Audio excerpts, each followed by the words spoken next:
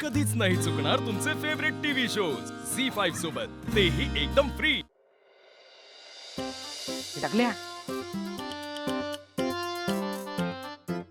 सिद्धू, आज तू जाम भारी दिसतोय, जाम भारी दिसतोय. तुला केस बी सेट करतोय. हे पटलं नाही.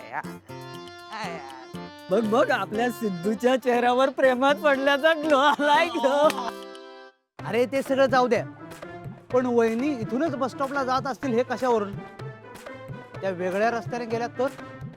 हे नरट्या, कधीतरी चांगलं बोल रे, कधीतरी चांगलं बोल. सिद्धू, वहिनी आपल्याला इथंच भेटणार आणि इथंच येणार. अरे पण त्याआधी आपल्याला वहिनींचा पत्ता शोधावा लागेल. काम सोपं होईल ना? पत्ता सोड, आपल्याला वहिनींचं नाव पण नाही माहिती रे. अरे नावाचं सोड, वहिनी मॅरिड असतील तर? अरे त्यांचं लग्न झाले की नाही हे सुद्धा माहित नाही आपल्याला.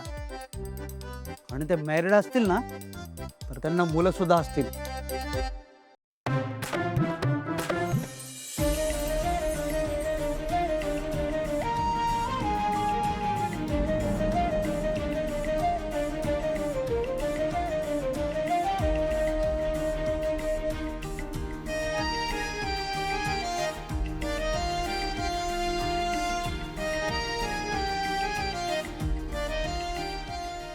सॉरी, परत नाही बोलणार. अरे पण आजकालच्या मुली आई झाल्यावर पण यंग दिसतात म्हणून बोललो. तुझ्या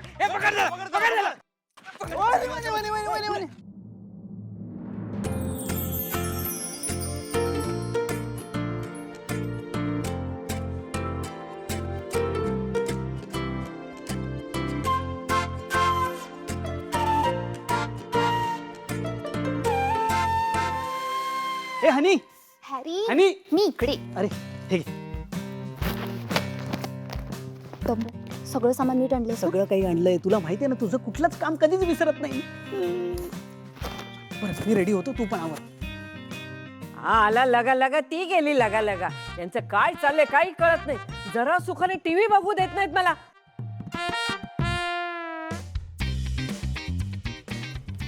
हनी आज चक्क किचन मध्ये. काही माणसं तोंडातल्या तोंडात काय पुटपुटतात काय नव्हते. या ते तोंडावर बोलायचं. तोंडावर विचारते, आज सूर्य पश्चिमेला कसा काय उगवला बरं? का मला किचन मध्ये यायला अलाउड नाहीये का? मी कुठं असं म्हटलं? वहिनी, तुमचं हे कायमचंच आहे. माझ्या प्रत्येक गोष्टीचा तुम्हाला प्रॉब्लेम होतो.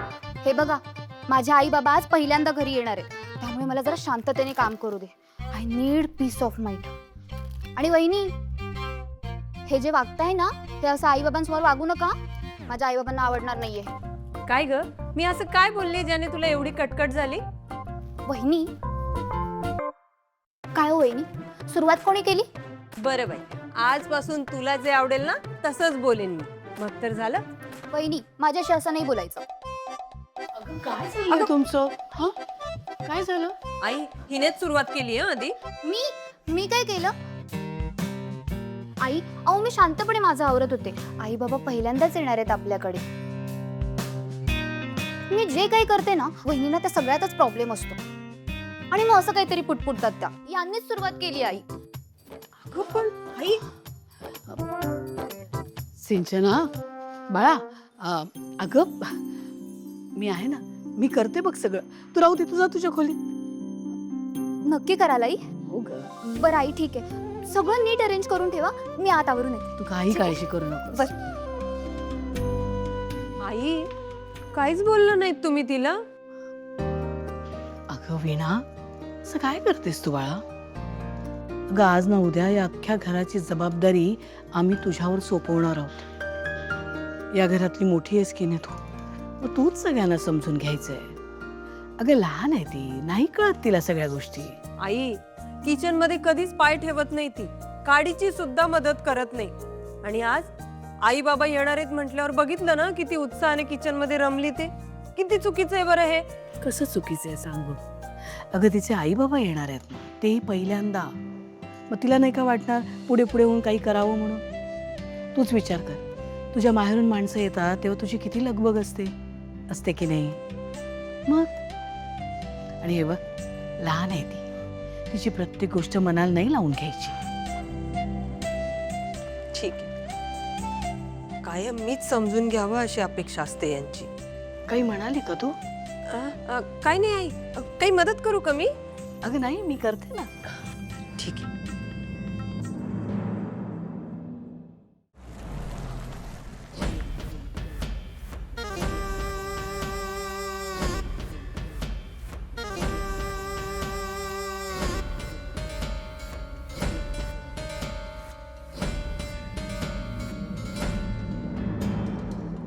अहो, मुलीच्या लग्नानंतर आपण पहिल्यांदा या घरी येतोय. मला खूप बरं वाटतंय. तिच्या सासरच्यांना भेटायला कोण आलाय? त्या ऍक्सिडेंट बद्दल या घरात कोण काही बोलतंय का हे बघायला आलोय मी.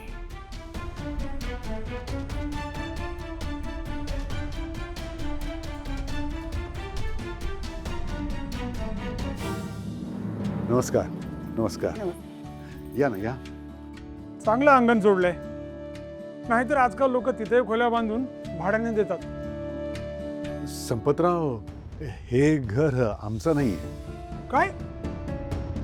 हो, गेली 20 वर्ष आम्ही इथं भाड्याने राहतोय. अच्छा. गाडी पाटलांची लेक भाड्याच्या घरात राहते. या, या. लक्ष्मी, बसा ना. बसा बसा. अरे आलात तुम्ही? नमस्कार. नमस्कार. सुखी राहा. मी सिंचनाला बोलवतो. सिंचना म्हणालीच तुम्ही येताय. आणि आई बाप्पा आलेत, ये ना लवकर. आले हो आले. आले. आई, सिंचना, पप्पा. आई बस ना. पप्पा बसा. पप्पा, ही माझी आजी.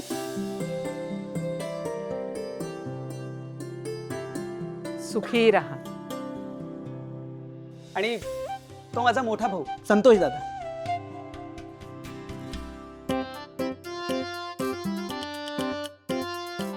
आणि हा त्याचा मुलगा वरद.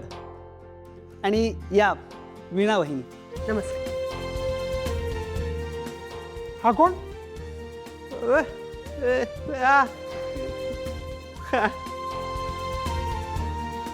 व्यंकी, माफ करा, त्याला बोलता येत नाही. आमचा मोठा मुलगा आहे. नाही, मोठा म्हणजे दत्तक घेतलेला आहे, सख्खा नाही. संतोष,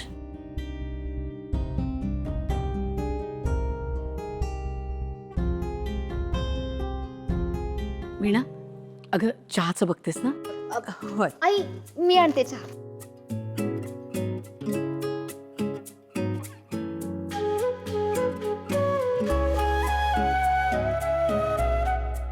पप्पा,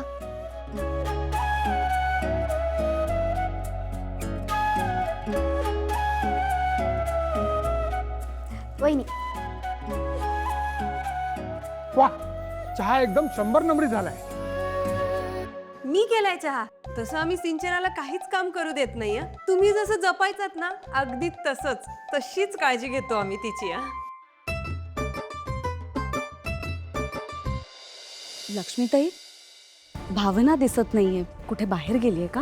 हो, आनंदीला घेऊन डॉक्टरांकडे गेली आहे.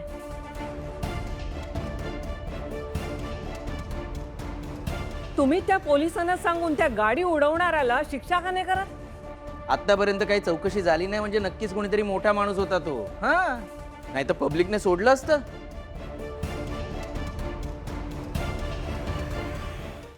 झी 5 ॲप डाउनलोड करा आणि पहा सर्व एपिसोड्स एकदम फ्री.